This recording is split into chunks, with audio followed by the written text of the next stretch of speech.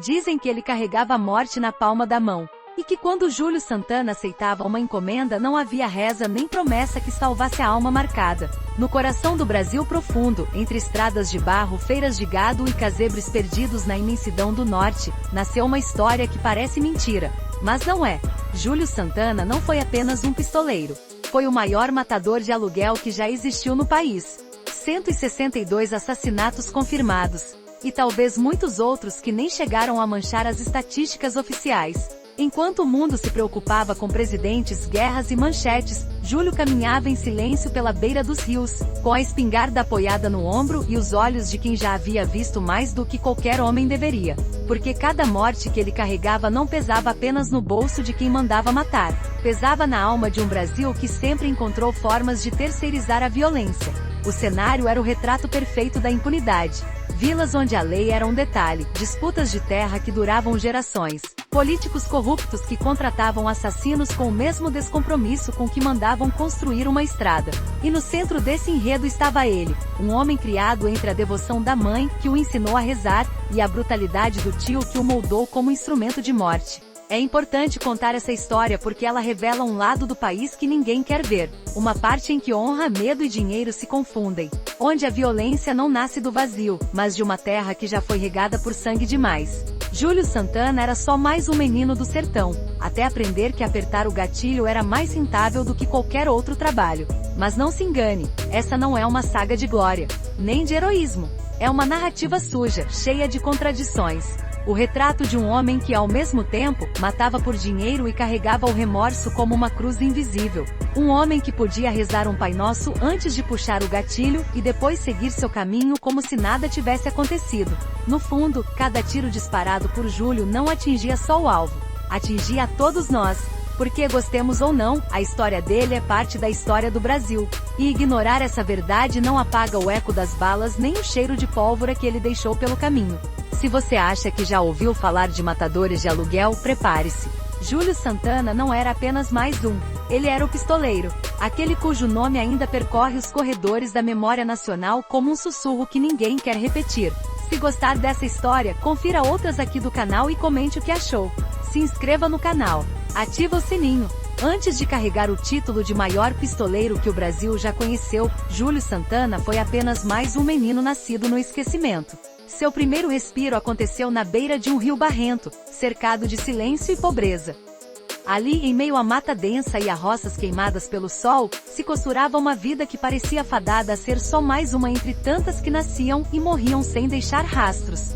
Seu pai morreu cedo, e coube à mãe criar o pequeno Júlio. Mulher religiosa que carregava um terço no bolso do vestido e vivia repetindo que ninguém foge do destino.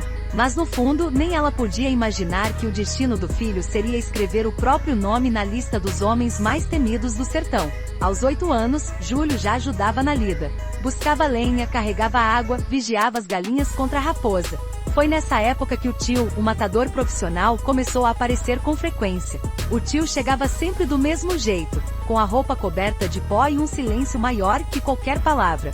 Os olhos dele tinham algo que Júlio não compreendia, mas que o hipnotizava. Era como se ali morasse uma certeza que ninguém podia tirar. O menino cresceu admirando aquela figura, sem saber direito o que ele fazia. Até que um dia, por curiosidade de criança, perguntou: "Tio, o senhor é soldado?" O homem soltou um riso curto e disse apenas: "Não, eu sou quem resolve o que ninguém tem coragem de resolver." Aos poucos, Júlio foi entendendo que o tio não vendia feijão, nem criava boi. Vendia medo. Vendia silêncio. E de alguma forma que só quem nasce na miséria entende, aquilo parecia quase nobre. Porque no sertão, todo mundo tem contas a acertar, e a lei raramente chega a tempo. Quando fez 12 anos, o tio começou a ensinar o menino a atirar. Primeiro com uma velha espingarda de chumbo. Depois com uma arma de verdade. Júlio era franzino, mas tinha mão firme. O tio dizia que ele tinha o dom, e no sertão, quando alguém fala que você tem um dom, você acredita. Mesmo que esse dom seja matar. A primeira vez que Júlio disparou contra um animal, sentiu um frio no estômago. Viu a vida sumir dos olhos da criatura e teve vontade de chorar. Mas o tio bateu no ombro dele e falou: "O homem que se acostuma a isso vive melhor. E quem não se acostuma morre cedo." Essas palavras grudaram na cabeça dele como uma praga. Anos depois, quando puxou o gatilho contra um homem, se lembraria exatamente daquela tarde e da voz do tio. Júlio tinha só 17 anos quando aceitou a primeira encomenda. Não foi por ódio, não foi por vingança, foi por necessidade. A mãe adoecera, a comida faltava, e o dinheiro que chegava não dava nem para comprar um remédio. Quando o tio lhe trouxe a proposta, uma quantia que podia salvar a casa, ele não teve coragem de dizer não.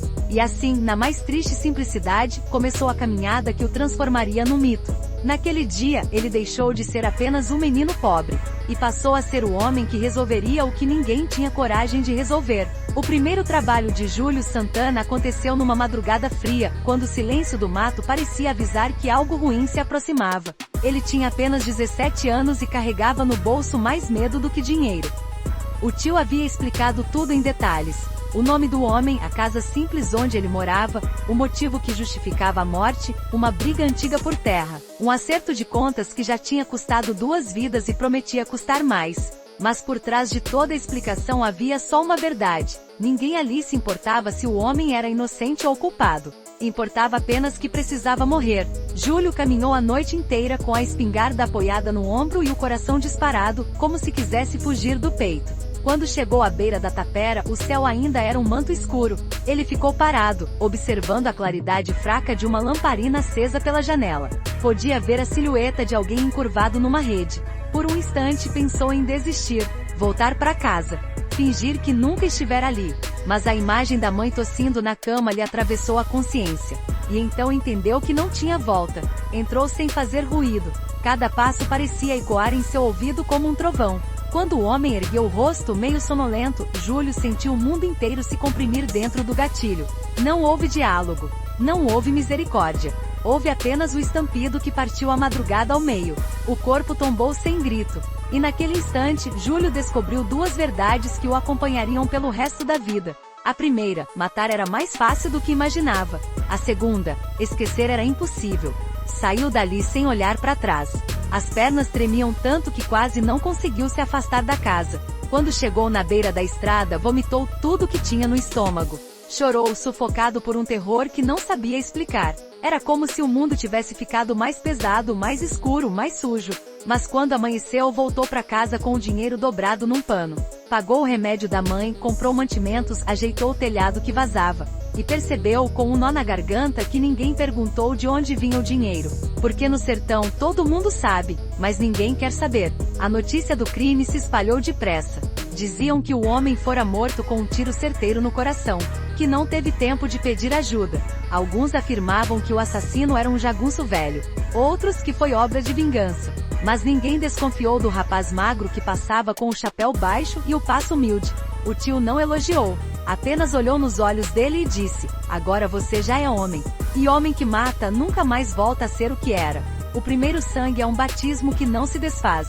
Júlio sentiu isso cada vez que fechava os olhos e via a cena recomeçar. Mesmo anos depois, quando acumulou dezenas de mortes, aquela madrugada continuava a visitá-lo. Porque a primeira vida que ele tirou não foi só do outro, foi também a dele próprio.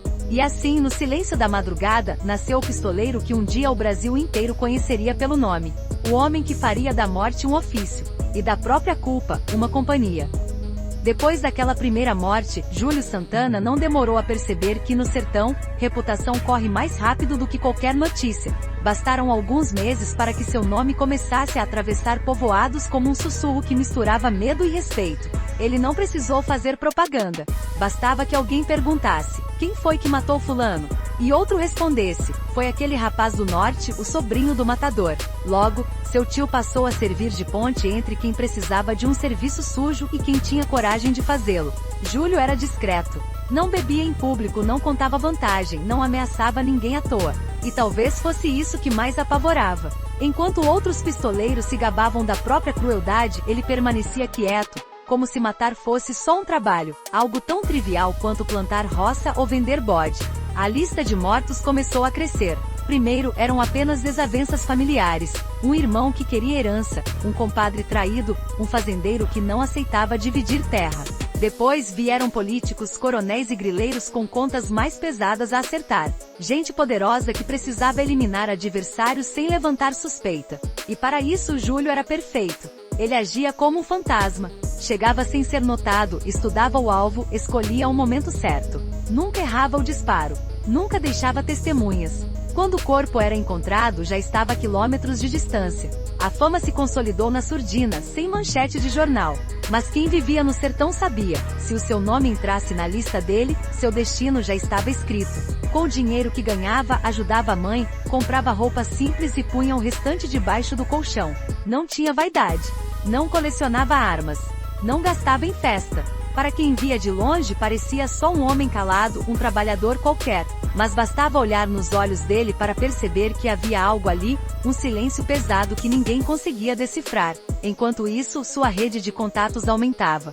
Fazendeiros, pistoleiros, capangas, políticos. Gente que se aproximava por conveniência, mas mantinha distância por temor, porque todos sabiam que Júlio não hesitava. Ele matava do mesmo jeito que outros respiravam, sem pensar muito. Mas havia também quem admirasse sua precisão. Alguns jovens cabras sonhavam em seguir seus passos. Achavam que ele era exemplo de coragem, que a frieza dele era sinal de força. Não entendiam que por trás daquele semblante sem emoção, havia uma alma apodrecendo devagar. Na época em que completou 50 mortes, ninguém mais duvidava que ele se tornaria uma lenda. Havia quem apostasse quantos assassinatos ainda faria antes de cair. Outros juravam que ele só morreria de velho, porque homem assim não se rende. Cada vez que se comentava um homicídio misterioso, o povo perguntava: será que foi o Santana?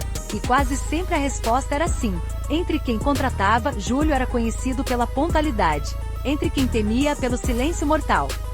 Para a polícia, era um fantasma que jamais deixava rastro. Para as famílias das vítimas, era um nome que ninguém tinha coragem de pronunciar em voz alta. No sertão, onde a justiça quase nunca chegava a tempo, ele virou um símbolo, não de poder ou de coragem, mas de um medo profundo. Um medo que começava quando o sol baixava e crescia quando os passos dele soavam na estrada de terra. Porque a partir de certo ponto, Júlio Santana não era só um pistoleiro. Era a certeza de que no Brasil profundo, a morte pode ter endereço e CPF, mas a alma, essa ninguém consegue enterrar. Por mais que a contagem de corpos só aumentasse, quem conviveu com Júlio Santana dizia que ele seguia um código, um conjunto de regras não escritas que para muitos parecia loucura, mas que para ele, era a linha que separava o matador do monstro. Primeiro, Júlio nunca matava mulher. Não importava quanto pagassem, quem era o mandante ou qual fosse o motivo. Quando algum coronel ousava encomendar a morte de uma esposa traidora ou de uma viúva que brigava por herança, ele recusava com a mesma frieza com que puxava o gatilho. Mulher não se mata, repetia sempre. Era sua regra mais sagrada. Criança então nem se cogitava. Uma vez chegou a receber uma proposta que teria rendido dinheiro suficiente para abandonar aquela vida. Bastava eliminar uma família inteira. O mandante queria apagar todas as testemunhas de um crime político. Júlio escutou a proposta inteira com o rosto de pedra. No fim levantou, ajeitou o chapéu e disse apenas: me respeite. Depois, virou as costas e nunca mais voltou. Também não matava por impulso. Se alguém o afrontava, não tirava a vida na hora. Não fazia questão de humilhar. Preferia virar as costas e guardar o nome na memória. Porque para ele matar era compromisso, não desabafo. Quando apertava o gatilho, era porque havia um acordo, e a palavra dele valia mais que qualquer lei. Mas quem achava que esse código fazia dele um justiceiro se enganava. Júlio não tinha pretensão de limpar o mundo. Nunca se considerou herói de nada. Ele mesmo dizia que só fazia o que fazia porque precisava sobreviver, porque no sertão não há espaço para arrependidos. Só para homens dispostos a carregar seus pecados até o fim. E ainda assim, apesar de tudo, havia um senso de justiça torto na forma como conduzia seu ofício. Jamais matou alguém dormindo. Nunca disparou em quem estava de costas. Quando chegava a hora, fazia questão de encarar a vítima nos olhos, como se aquilo fosse uma última homenagem. Alguns diziam que era respeito. Outros que era orgulho. Mas a verdade é que ele precisava desse ritual para acreditar que ainda era humano. Se por um lado seu nome se tornou sinônimo de morte, por outro, muitos o respeitavam justamente por esse rigor. Pistoleiros mais jovens que tentavam imitá-lo acabavam cruzando a linha que ele se impunha. Matavam qualquer um, de qualquer jeito. Viravam cães sem dono. Júlio não. Até no fundo da lama mantinha um mínimo de regra. Talvez fosse essa disciplina que deixasse as pessoas tão confusas. Como um homem capaz de tantas mortes podia também ser devoto? Como alguém que tirava vidas com frieza podia carregar um terço no bolso e rezar um Pai Nosso antes de cada disparo? O tio dele costumava dizer que isso era só medo do inferno. Mas quem conheceu Júlio de perto afirmava que no fundo, ele sabia que cada pecado seria cobrado. E assim, com um facão na cintura, uma espingarda no ombro e uma fé retorcida no coração, Júlio Santana foi se tornando uma lenda que ninguém conseguia catalogar por completo. Nem vilão absoluto, nem herói de fábula. Apenas um homem que fez da morte seu sustento, mas que no fundo, parecia carregar um peso que não dividia com ninguém. Para quem só escutava de longe, parecia que Júlio Santana era invencível. Um pistoleiro frio, impossível de alcançar, que desaparecia no mato depois de cada execução, e deixava apenas o rastro de medo. Mas todo homem que vive do sangue sabe que cedo ou tarde a conta chega. E com ele não foi diferente. Os primeiros sinais vieram como sussurros nas estradas de terra. Famílias destroçadas, órfãos sem rumo, mulheres que nunca mais levantaram a cabeça depois de enterrar seus mortos.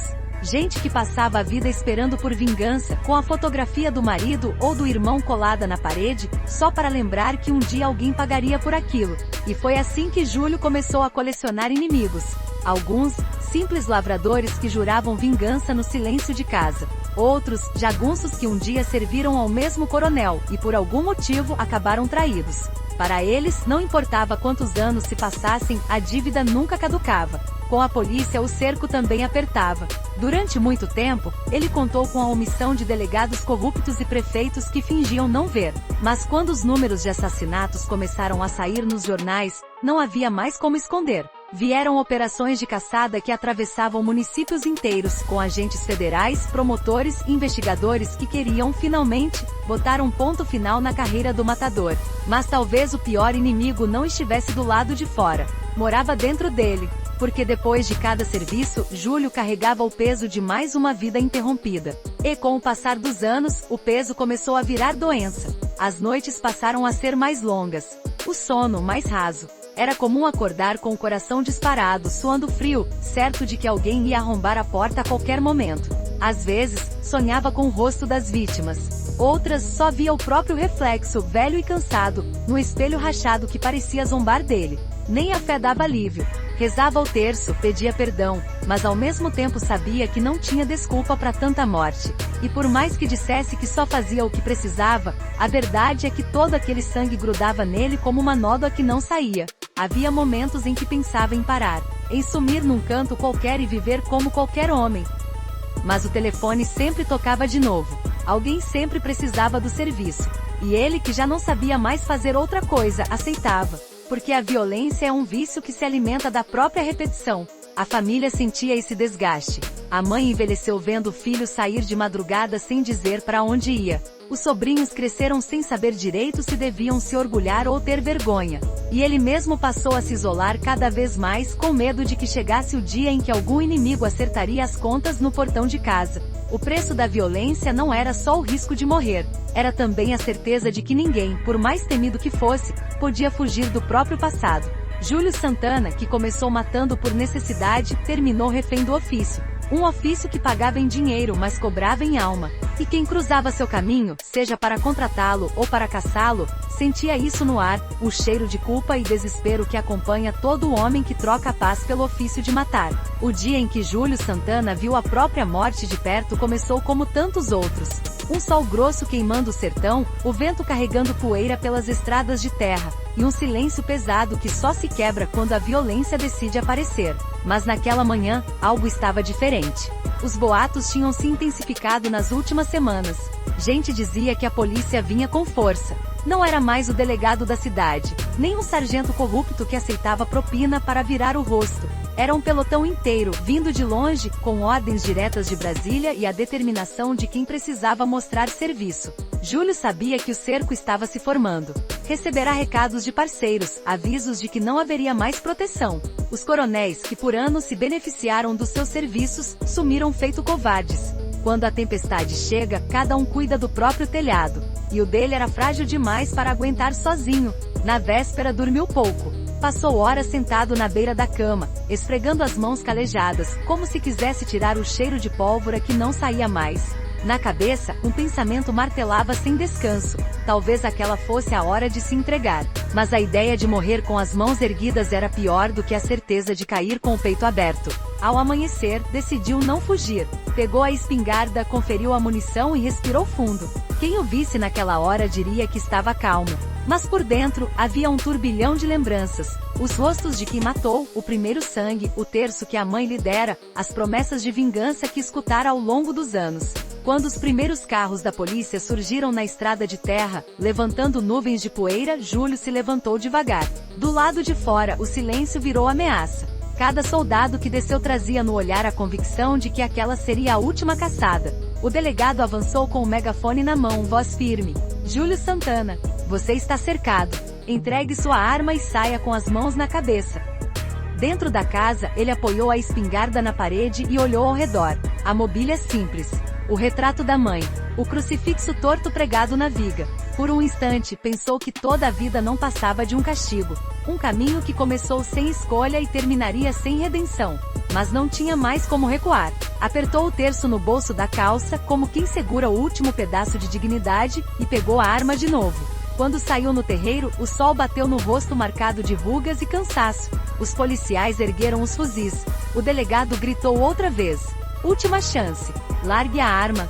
Júlio não respondeu. Fitou cada um deles como sempre fitou quem cruzava seu caminho, sem medo, sem pressa. Então, numa calma que parecia insulto, levou a mão ao peito. Durante um segundo que pareceu uma eternidade, ninguém sabia se ele iria disparar ou se render. O estampido rasgou o silêncio antes que qualquer ordem fosse dada. Não partiu da arma dele. Veio da fileira de soldados. Um disparo nervoso, disparo de quem tem medo do homem que enfrenta. A bala o atingiu no ombro e o jogou de joelhos na poeira. Mesmo ferido, não soltou a espingarda. Tentou se erguer mais uma vez, mas o corpo não respondeu. Os policiais avançaram com cuidado, como se ele ainda fosse capaz de se levantar e levar mais um consigo. Mas tudo que restava era um homem exausto, com o olhar perdido no chão que já tinha sujado de sangue alheio. Ali, naquela clareira de poeira e sol, terminou o confronto que muitos esperaram anos para testemunhar. O maior pistoleiro do Brasil não tombou numa emboscada no mato, nem fugindo como covarde.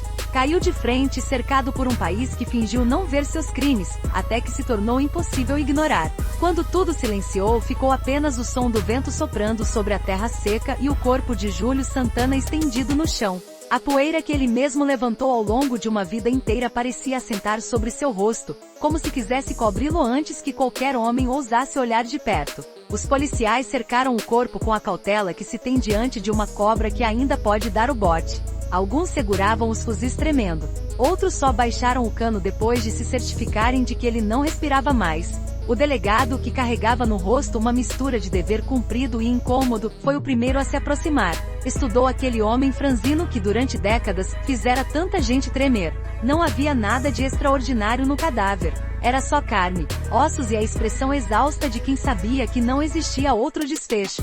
No bolso da calça, encontraram o terço que a mãe lhe dera. Era um objeto pequeno, gasto pelo manuseio, impregnado do cheiro de suor e pólvora.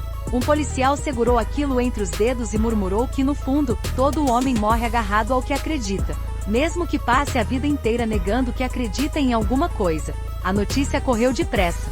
Antes que o corpo fosse recolhido, já havia curiosos surgindo pelos caminhos. Uns queriam ver com os próprios olhos se a lenda tinha mesmo chegado ao fim. Outros, apenas conferir se não passava de mais um boato. Quando a carroça que levava o cadáver começou a se mover, uma pequena multidão acompanhou em silêncio. Não havia gritos nem festa. Só um peso estranho, como se todos carregassem uma vergonha coletiva por ter permitido que aquele homem existisse por tanto tempo. Na delegacia, o corpo foi colocado sobre uma mesa coberta por lona. O delegado fez questão de anotar no livro de ocorrências cada detalhe: a hora, a posição em que foi encontrado, a marca da bala que atravessara o ombro. Um escrivão nervoso perguntou se aquilo bastava para dar por encerrado o caso. O delegado olhou para o terço sobre o peito de Júlio e disse que nada encerrava uma história assim, que tudo que restava era garantir que ninguém ousasse transformar aquilo em heroísmo.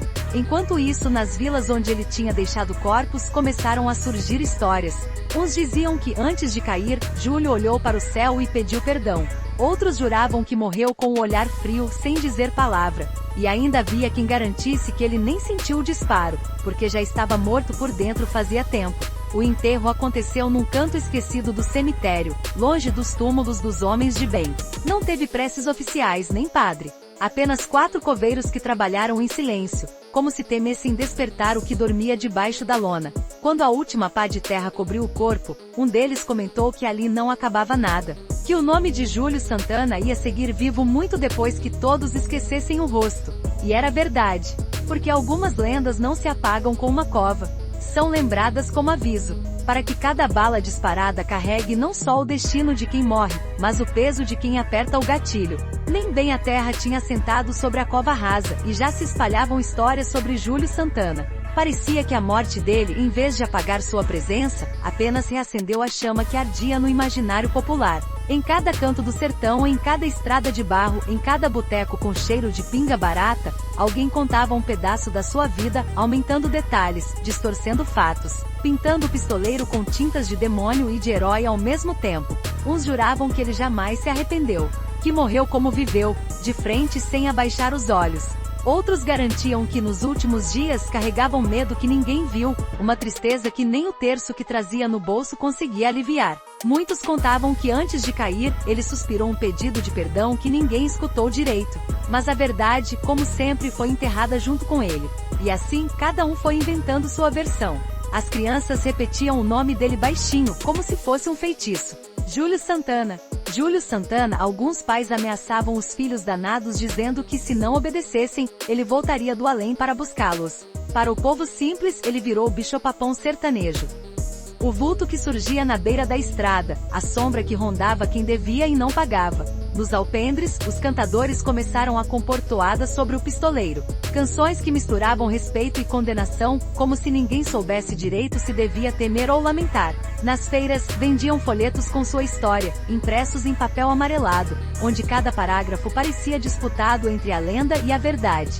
E mesmo quem dizia detestar tudo aquilo acabava comprando, só para ter uma lembrança do homem que mudou o jeito de falar sobre medo. Os políticos que um dia pagaram pelos seus serviços, fingiram nunca tê-lo conhecido. Mas a memória do povo é mais fiel do que eles gostariam. Nos botecos, sempre aparecia um bêbado pronto para contar, dedo em rixe, que conhecia quem contratava o facão de Santana. E que muita gente de nome limpo devia a própria riqueza às mãos sujas dele. Foi assim que a lenda cresceu. Não porque Júlio buscasse fama, ele nunca se importou com isso, mas porque todo sertão precisa de um mito que simbolize aquilo que ninguém quer confessar. A violência que mora em cada um, esperando o momento certo para florescer. Ele virou a encarnação de uma parte sombria da alma nordestina, aquela que acredita que se a lei falha, o sangue resolve. E enquanto os anos passavam, e outros pistoleiros surgiam e caíam, o nome dele seguia sendo sussurrado como exemplo e aviso. Porque apesar de todos os que vieram depois, ninguém matou tanto por tanto tempo com tamanha frieza. E nenhum outro carregou essa condenação até o último suspiro. O eco da lenda de Júlio Santana ainda paira no vento seco que varre o sertão. Um lembrete de que algumas histórias não terminam com a morte do protagonista. Elas continuam vivas nos pesadelos, nos cantos, nas promessas de vingança que jamais se cumprem. Porque lendas como a dele não pertencem só ao passado, elas seguem assombrando quem acha que pode comprar violência sem cobrar um preço que nunca cabe no bolso. No fim de tudo, sobra a pergunta que ninguém quer responder. O que faz um homem atravessar a vida inteira carregando o peso de tantas mortes? Foi só a necessidade de sobreviver que fez Júlio Santana apertar o gatilho tantas vezes? Ou foi a certeza de que, no sertão, a lei sempre chega tarde demais? Talvez nunca se saiba ao certo. Talvez a resposta esteja naquele silêncio que envolvia seu olhar depois de cada execução. O que não se pode negar é que cada bala disparada custou muito mais que o dinheiro que pingava na mão de quem encomendava a morte. Custou infância roubada, família desfeita, um futuro condenado antes mesmo de começar. Custou também a paz que Júlio fingia ter, mas que nunca o acompanhou de verdade.